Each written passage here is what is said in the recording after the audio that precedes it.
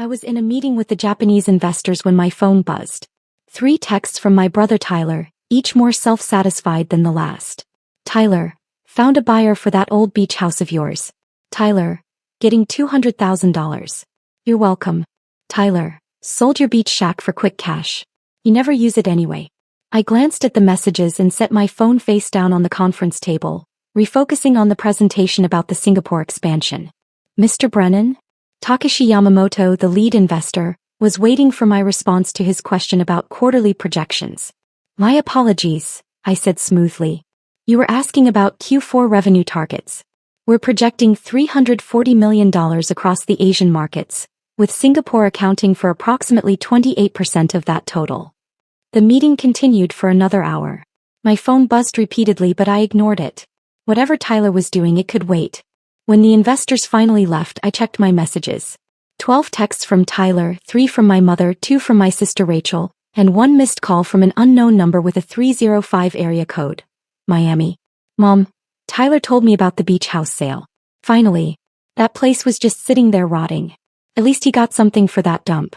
Tyler, buyers paying cash. Closing in 3 days. I'll send you your half after I take my finder's fee. Tyler. Actually, since I did all the work, I'm thinking 60-40 split. You literally never even visit that shack. Rachel, did you really let Tyler sell your beach house? Mom says you two are splitting the money? I took a deep breath and called the Miami number back. Azure Coast Resort and Residences Management Office. A professional voice answered. This is Patricia speaking. Patricia, this is Daniel Brennan. I had a missed call from this number. Mr. Brennan. Yes, thank goodness. We have a situation. A man claiming to be you appeared this morning with a sales contract for the property. Our security team detained him when the signatures didn't match our records. I closed my eyes. Describe the man. Mid-30s, brown hair, about 6 feet tall. He became very agitated when we questioned his identity and started insisting that he had power of attorney over your beach shack. Sir, is this person known to you? He's my brother, I said. His name is Tyler Brennan. He doesn't have power of attorney over anything of mine. That's what we suspected, Patricia said. We've contacted local police. He's currently being questioned about attempted fraud. Should we press charges? I considered. Let me call you back in 10 minutes. I hung up and immediately called my attorney, Richard Chin. Richard, I need you to do something for me, I said without preamble. My brother just attempted to fraudulently sell my Miami property. Resort security has detained him and called the police. Can you contact Miami PD and handle this? The Azure Coast property? Richard asked, and I could hear him already typing. Jesus, Daniel. Your brother tried to sell a $40 million resort complex. Apparently he thinks it's a beach shack worth $200,000, I said. Richard was silent for a moment. What do you want me to do? I can have him arrested for fraud, attempted identity theft, forgery. Take your pick. Let's start with a stern warning, I said. Get him released to local custody with the understanding that charges are pending. Then have someone explain to him exactly what he tried to sell. You want him to know? Richard asked. He's going to find out eventually, I said. Might as well be now. Consider it done, Richard said. I'll call you back. I texted Tyler, we need to talk. Call me. 3 dots appeared immediately, then, busy closing the deal. Can it wait? Call me now. My phone rang within seconds. Danny, I'm literally at the title company, Tyler said, his voice bubbling with excitement. The buyers here were signing paperwork. Can this wait an hour? Tyler, where exactly are you right now? Miami, he said. Where the beach house is. Obviously. And you're at a title company? Well, we were. Then the buyer insisted we go to the actual property for some kind of inspection, so we drove over, but there was this weird misunderstanding with security. Let me guess, I interrupted. Security detained you. Silence. Tyler. How did you know that? His voice had changed, uncertainty creeping in. Because they called me, I said calmly. Because I own the property. Because you don't have any legal authority to sell it. Danny, don't be like this, Tyler said, switching to his wheedling tone. I found a buyer willing to pay $200,000 cash for that dump. That's incredible for a property you never use. We should both be celebrating. Tyler, describe the property to me. What does it look like? It's a beach house, he said impatiently. Old, rundown, probably hasn't been updated since the 70s. Honestly, I'm surprised anyone wanted to buy it.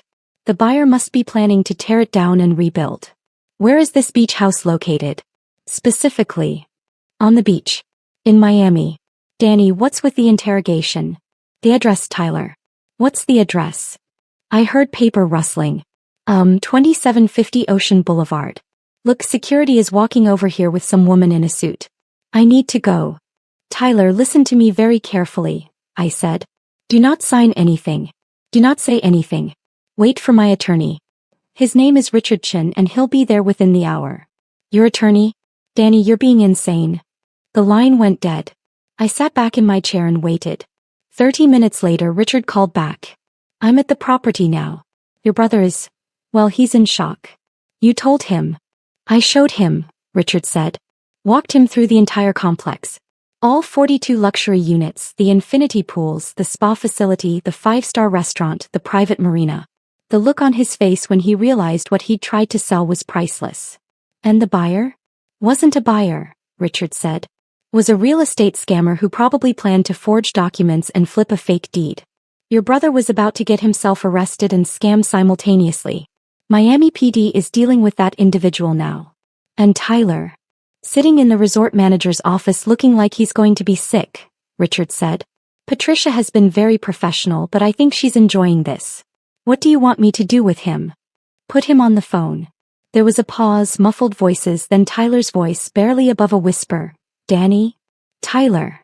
This isn't a beach shack. No, I agreed. This is a resort. A luxury resort. Azure Coast Resort and Residences, I confirmed. 42 residential units, full resort amenities, 5-star rating, 98% occupancy rate year-round. The property manager said it's worth $40 million. Current market valuation is $43.7 million actually, I said. Though that fluctuates based on the Miami luxury market.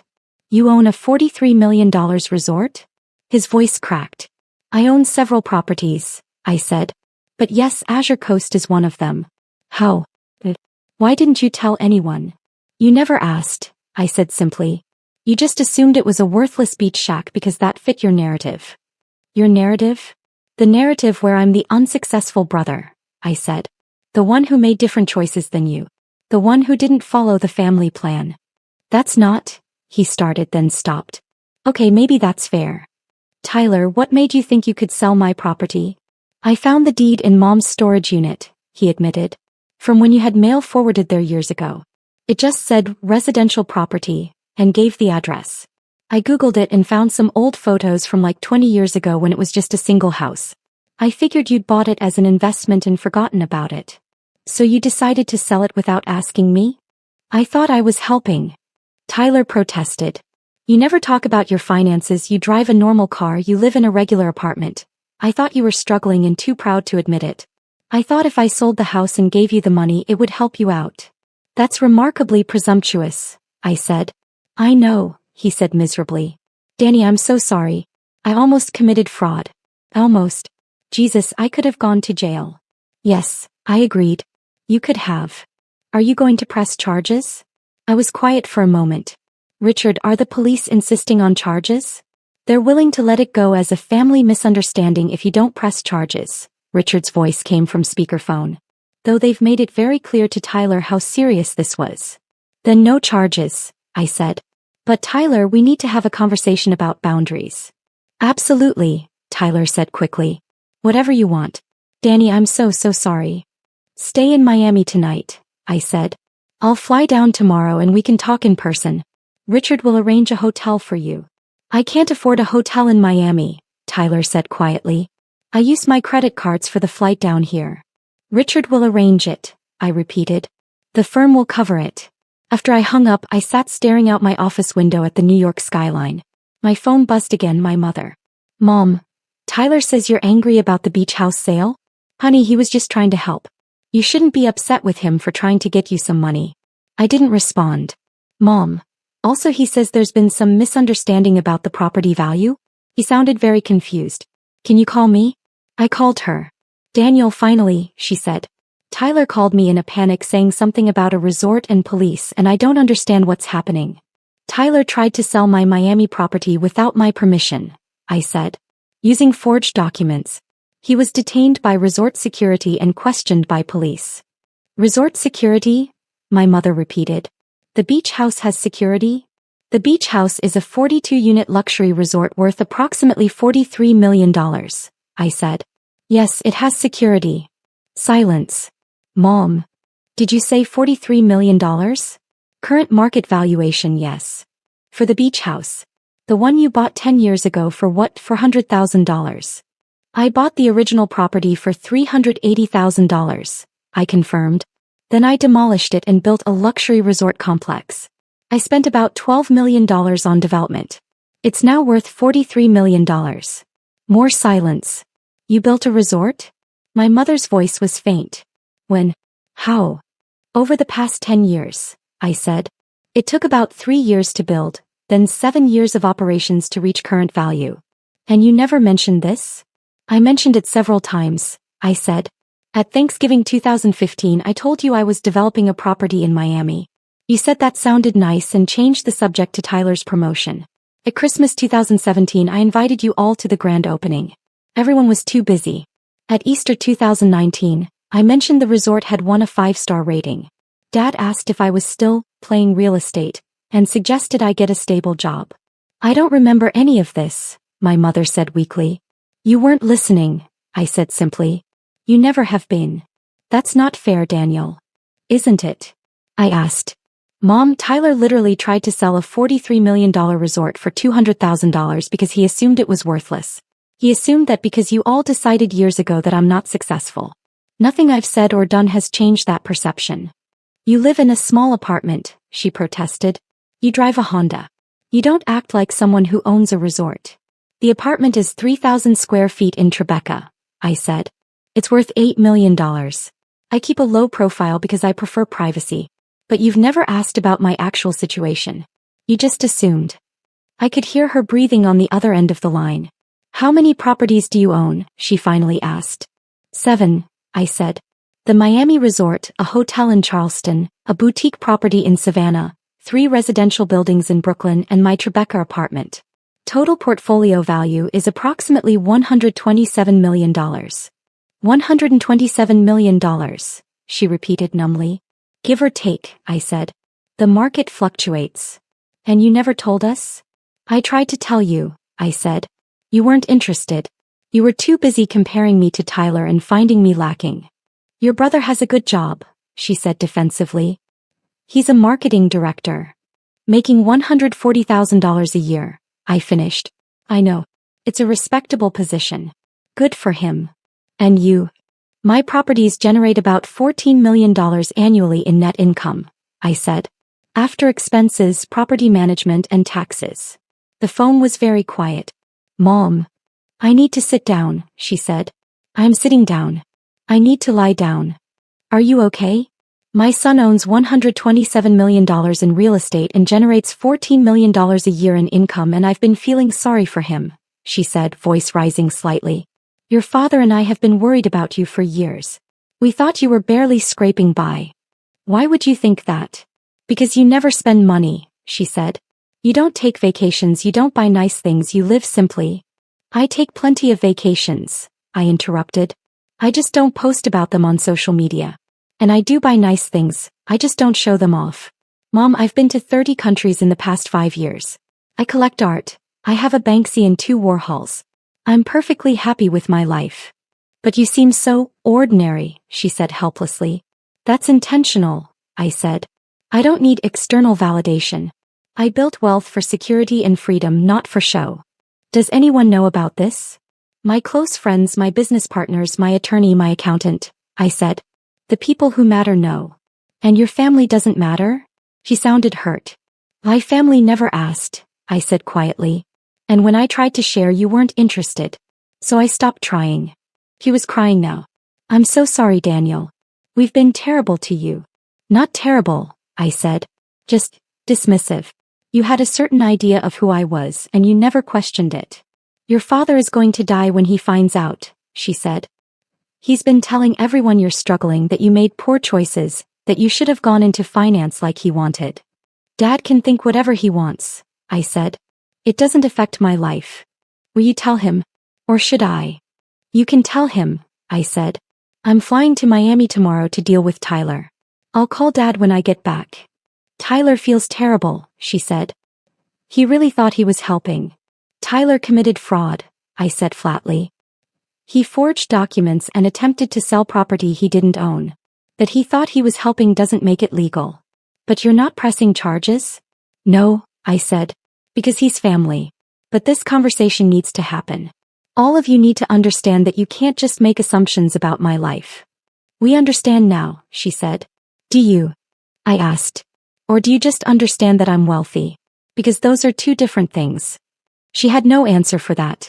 I hung up and booked a flight to Miami for the next morning. That evening my sister Rachel called. Mom told me, she said immediately.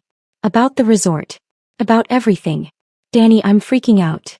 Why are you freaking out? Because I've been giving you money, she practically shouted. For the past 2 years. Every few months I send you $500 or $1,000 because I thought you were struggling. I closed my eyes. I'd wondered where those Venmo transfers were coming from. Rachel. You're worth over $100 million and I've been sending you grocery money. I never asked you to do that, I pointed out gently. You never told me not to, she countered. God, you must have thought I was so condescending.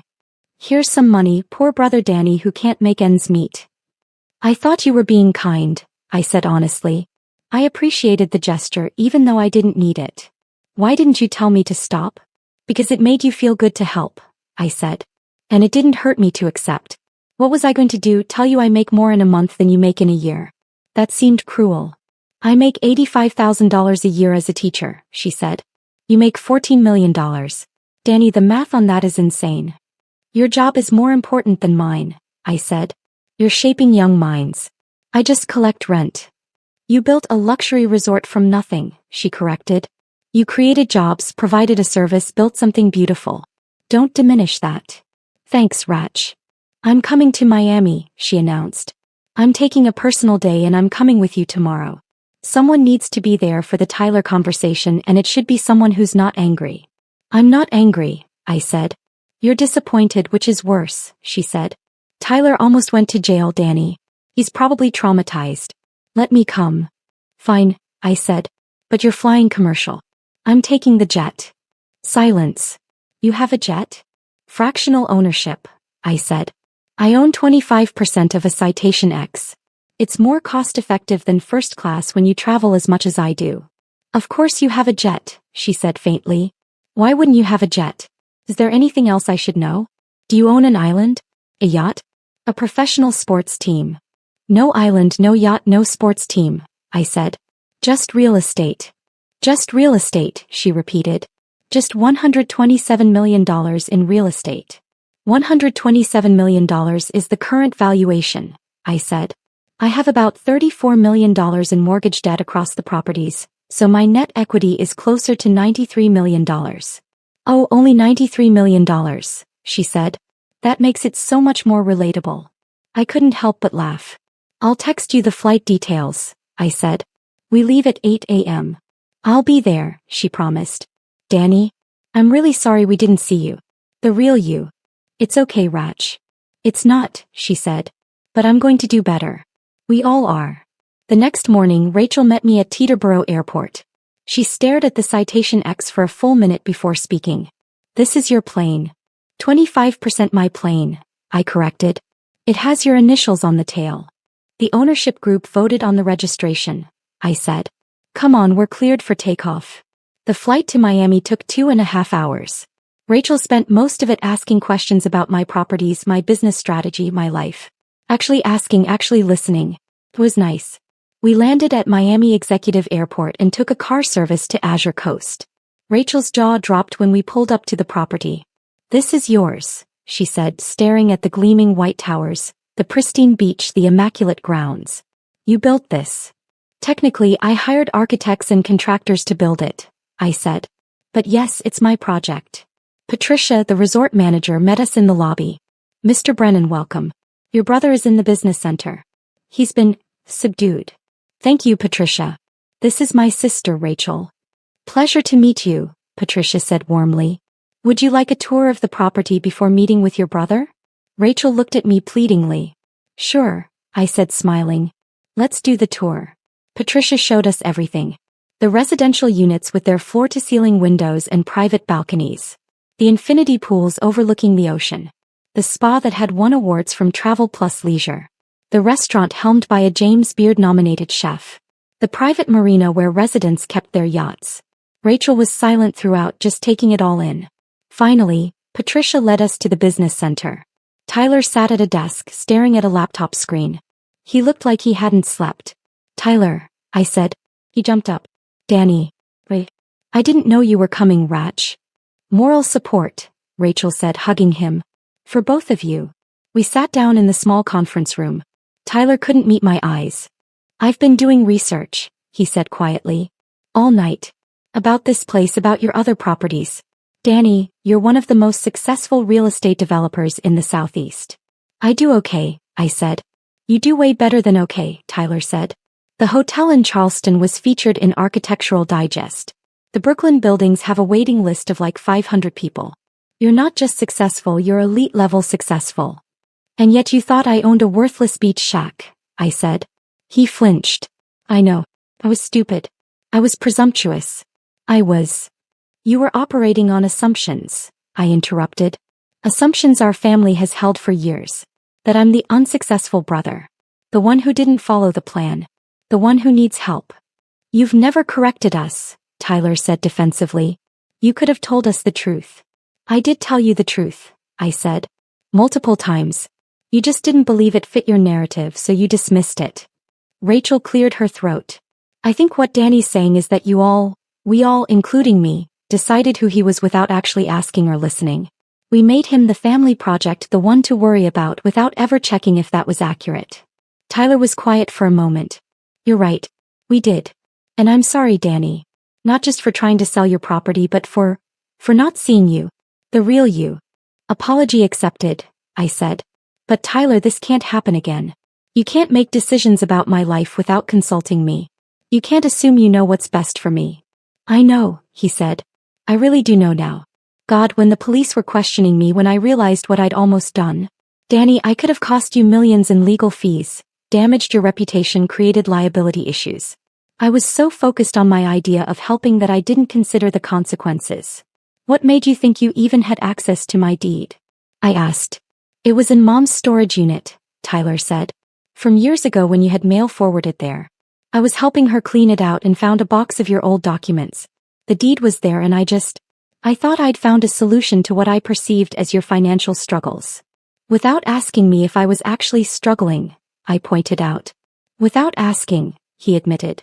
I'm really sorry. I looked at my brother, genuinely contrite, genuinely shaken. I forgive you, Tyler. But we need to establish some boundaries going forward. Whatever you want, he said immediately. First, no more assuming you know my financial situation, I said. Second, no more making decisions about my property or my life without explicit permission. Third, no more pitying me or treating me like I need saving. Done and done, Tyler said. Is there a fourth? Fourth, I said, stop comparing yourself to me. We have different lives, different goals, different measures of success. You're a marketing director making good money in a career you enjoy. That's success, Tyler. You don't need to own resorts to be successful. His eyes got watery. Thanks, Danny. Now, I said, standing up. Patricia tells me the restaurant here makes an excellent brunch. Let's eat and then you can tell me about what's actually going on in your life. Not your job or your salary. What makes you happy? What you're working toward? What you care about? Really? Tyler looked surprised. Really, I confirmed. I've been so busy protecting my privacy that I haven't been a great brother either. Let's fix that. Over brunch, which was indeed excellent, Tyler opened up. He talked about feeling pressured to constantly advance in his career, to make more money, to hit arbitrary milestones. He talked about feeling like he was never quite enough in our parents' eyes. Even as the successful son, he said, I never felt like I measured up to Dad's expectations. And then I'd look at you who seemed not to care about those expectations at all, and I resented it. You had freedom I didn't have. You can have that freedom too, I said. You just have to stop measuring yourself by other people's standards. Says the guy worth $93 million, Tyler said, but he was smiling. I didn't build wealth to impress anyone, I said. I built it because I love real estate development. I love taking something old and making it beautiful. I love creating spaces where people can live or vacation or build memories. The money is great, but it's not the point. Rachel nodded. That's what I've been trying to tell you for years, Tyler. Success isn't about the numbers. It's about fulfillment. When did you get so wise? Tyler asked her. I'm a teacher, she said. I see what actually matters to people. And it's never the money. It's the relationships, the experiences, the feeling that your life has meaning. We spent the rest of the day at the resort. I showed them the units that were currently vacant, explained my management philosophy, introduced them to the staff. Tyler asked intelligent questions about occupancy rates and operating costs. Rachel wanted to know about the architectural decisions and the environmental sustainability features. It was the first real conversation I'd had with my siblings in years. That evening we had dinner at the resort restaurant. Tyler was more relaxed than I'd seen him in a decade. So what's next for your empire? He asked. More properties? I'm looking at a historic hotel in New Orleans, I said. It needs complete renovation, but it has good bones. Could be special. How much would that cost? The property is listed at $6 million, I said. Renovation would be another $15 to $18 million. But when it's done, it could be worth $35 to $40 million. And you just do that? Tyler asked. Drop $24 million on a project? I'd finance most of it, I explained. Put down about $8 million, mortgage the rest. Use the cash flow from my other properties to cover the renovation costs. It's not as risky as it sounds when you run the numbers. Still, Tyler said. That's a massive undertaking. It's what I love, I said simply. My phone buzzed. My father. Dad, your mother told me about the Miami property. We need to talk. Call me. I showed the text to Rachel and Tyler. He's going to freak out, Tyler predicted. Probably, I agreed. I excused myself and called my father. Daniel, he said immediately. Is it true? About the resort? Yes, I said. And the other properties? The $127 million portfolio? Yes. He was quiet for a long moment. Why didn't you tell me? I tried to, Dad. Multiple times over the years. You weren't interested. That's not, he started then stopped. Hey, maybe that's fair. I thought you were wasting your time with small real estate deals. I didn't think they'd amount to anything. They amounted to $93 million in equity, I said. I want to see them, he said. The properties. All of them. Will you show me? Why? I asked. Because you're my son, he said. Because I've been blind and stupid and I want to understand what you've built. Please, Daniel. Let me see what you've accomplished.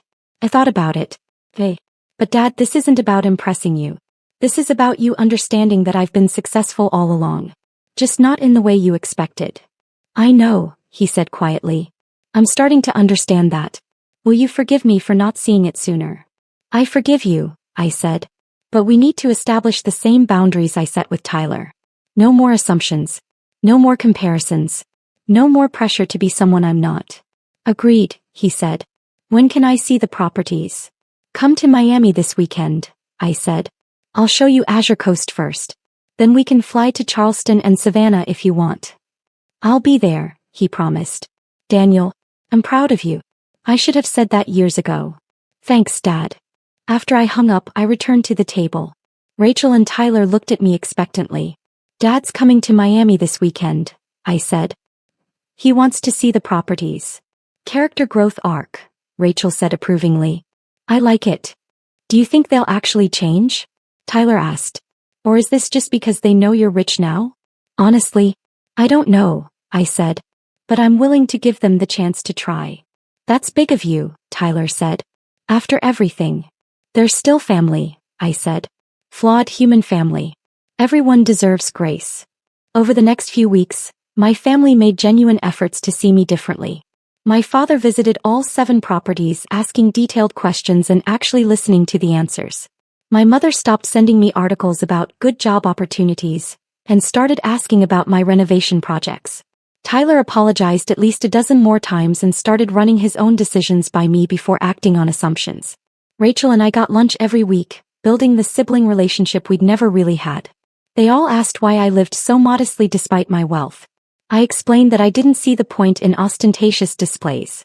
I had everything I needed: beautiful properties I'd built myself, the freedom to work on projects I loved, financial security for life, and increasingly better relationships with my family. The New Orleans hotel deal closed in December. I bought the property, started renovations, and invited my family to the groundbreaking. They all came.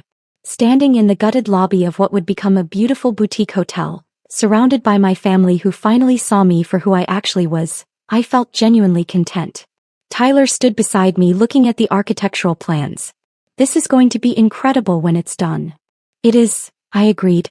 "I'm sorry I tried to sell your beach shack," he said, smiling slightly. "I'm sorry I let you all think it was a beach shack," I replied. "Even?" he asked. "Even," I confirmed. My mother approached, looking at the soaring ceilings and original moldings. "You have vision, Daniel. I never understood that before. But you see potential where others see ruins." "It's a gift," I said. "And a curse. I can never walk past an old building without imagining what it could be." "Don't ever lose that," she said. "It's what makes you special." My father shook hands with the contractor, asking about timeline and budget. He'd been learning the real estate business, trying to understand my world. It was awkward sometimes, but it was genuine. As the sun set over New Orleans, my family gathered for dinner at a nearby restaurant.